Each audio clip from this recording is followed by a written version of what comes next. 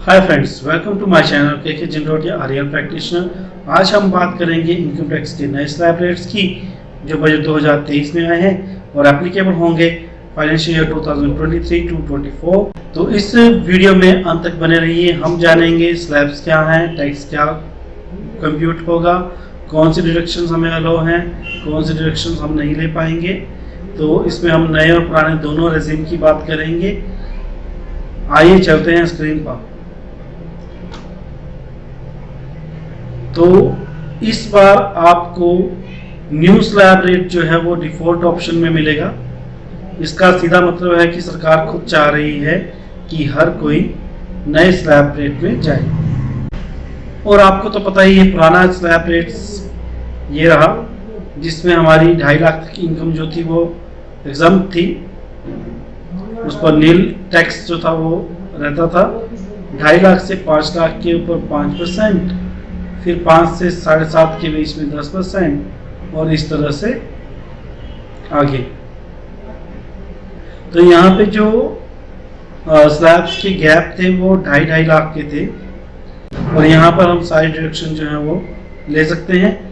लेकिन जो हमारा नया रेजिम है इसमें स्लैब रेट्स को बदल दिया गया है। 3 लाख पर जो रिटर्न रहेगी वो आपकी नील रहेगी, उसमें आपका टैक्स रेट नील रहेगा। तो 3 लाख से 6 लाख तक 5%, और 6 लाख से 9 लाख तक 10%, और इसी तरह से 9 से 12 15, और 12 से 15 20।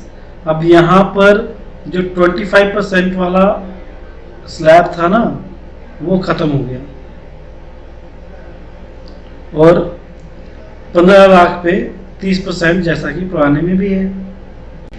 आइए बात कर लेते हैं। इसमें कुछ डिडक्शन जो है वो आपको अलो की गई हैं, उन्हें आप ले सकेंगे नए रेजिम में भी। तो वो कौन कौन सी हैं? ये है सेक्शन 16 के अंडर, मतलब ये यहाँ पे स्टैंडर्ड डिडक्शन की बात हो रही है। जो स्टैंडर्ड डिडक्शन है 50,000 की, वो हम नए रेजिम में भी ऑप्ट कर पाएंगे।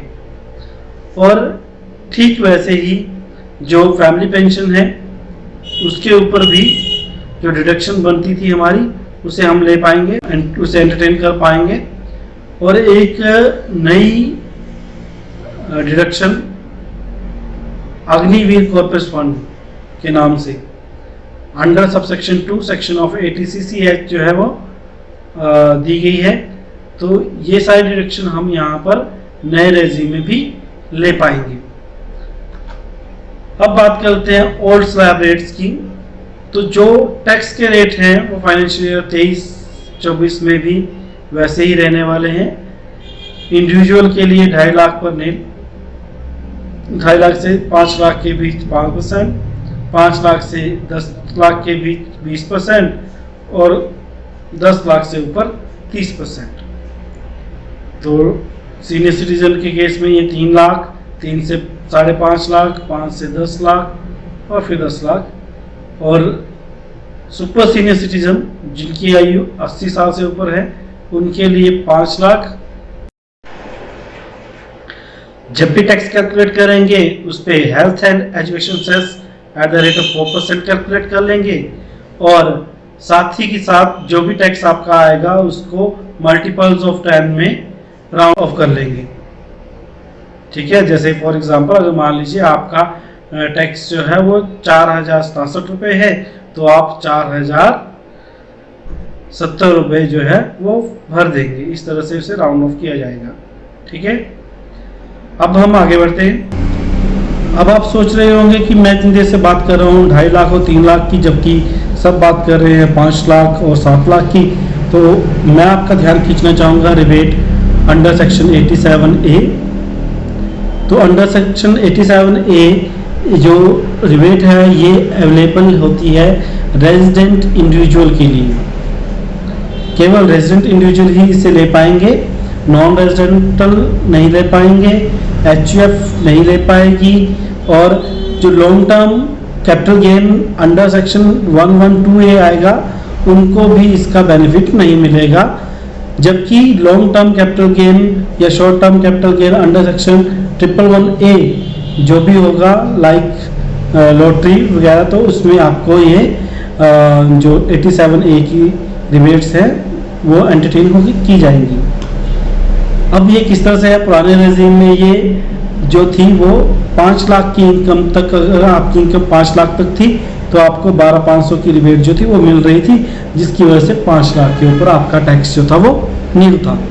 ठीक वैसे ही इस बार नए रेजिम में अगर आपकी इनकम जो है वो 7 लाख तक है, 7 लाख से को एक्सीड नहीं करती है, तो आपको 25,000 का रिबेट जो है अंडर सेक्शन 87A दिया जाएगा। मतलब आपका 7 लाख के ऊपर टैक्स जो है वो नील रहेगा।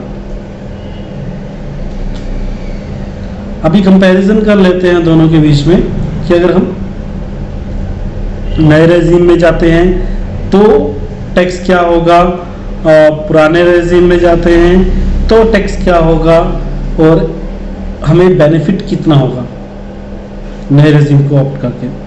तो आइए देखिए, ये उनके लिए जिनकी सेविंग नहीं है, ठीक है, जिनमें ATC और ATD जो है वो नहीं ले सकते हैं, उनके लिए है। अगर आपकी सेविंग्स नहीं है, आपने ATC में, इंश्योरेंस में या फिर दूसरी तरह की सेविंग्स PPF वगैरह नहीं करवा रखा है, तो आपकी इनकम 5 लाख तक है तो नया या पुराना कोई भी रेजिम आप अगर लेंगे तो उसमें आपका टैक्स तो नील रहेगा। लेकिन इन केस ऑफ 7 लाख, अगर 7 लाख है तो नए रेजिम में आपका टैक्स 0 है, 0। जबकि पुराने वाले में आपको 54,600 रुपये जो है वो टैक्स भरना पड़ेगा। तो अगर हम यहाँ पे नई स्कीम ऑप्ट करते हैं तो हमें सीधा 54,600 रुपये का बेनिफिट जो है वो हो जाता है। ऐसे ही 9 लाख पे, 10 लाख पे, 12 लाख पे, 15 लाख पे अगर हम बात करें तो सभी में हमें जो है वो बेनिफिट मिल रहा है। अब हम कंपेयर कर लेते हैं उन्हें जिनके पास डिडक्शन है ATC और ATD की, जो कुल मिलाकर 2 लाख बनती हैं, 1.5 लाख ATC में और 50,000 ATD में। तो इस केस में 5 लाख के ऊपर नए टैक्स स्लैब हो चाहे पुराना हो, दोनों में वो हमारा नील ही रहेगा। 7 लाख के केस में नए में पुराने में दोनों में नील रहेगा टैक्स। 9 लाख के केस में हमारा जो टैक्स है वो 46,800 में बन रहा है नए रेजिम में, और पुराने वाले में ये 54,600 रुपये है। मतलब यहाँ पर हमें 7,800 रुपये का डायरेक्ट बेनिफिट जो है वो मिल रहा है। वैसे ही 9 लाख से ऊपर जो भी केसेस है उन सभी में हमें जो बेनिफिट है टैक्स का वो नए रेजिम में ही दिख रहा है। तो पुराने रेजिम में कोई टैक्स क्यों भरेगा।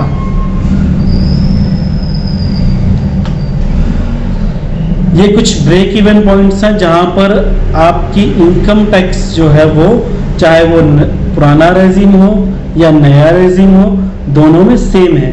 तो आप इस चार्ट को भी पढ़ सकते हैं। ये वो पॉइंट्स है जहां पर आप चाहे नया रेजिम ऑप्ट करिए चाहे पुराना करिए, दोनों केस में आपको सेम ही इम्पैक्ट जो है वो मिलने वाला है। हाँ, बस याद रखिएगा कि नए रेजिम में आपको ATD, ATC, ATCCD, ATE, ATU, ATG, ATTTA, TTB इन सब की डिडक्शन की कोई भी बेनिफिट नहीं मिलने वाला है। तो फिर भी ऑल ओवर जब हम देखें तो नए जो नया रेजिम है उसमें बेनिफिट सबको ज़्यादा है। बजट की इसी तरह की अपडेट्स के लिए हम फिर मिलेंगे। Thank you. अगर आपको वीडियो अच्छा लगा हो तो मेरे चैनल को लाइक, सब्सक्राइब एंड शेयर जरूर करें। धन्यवाद। जय हिंद, जय भारत।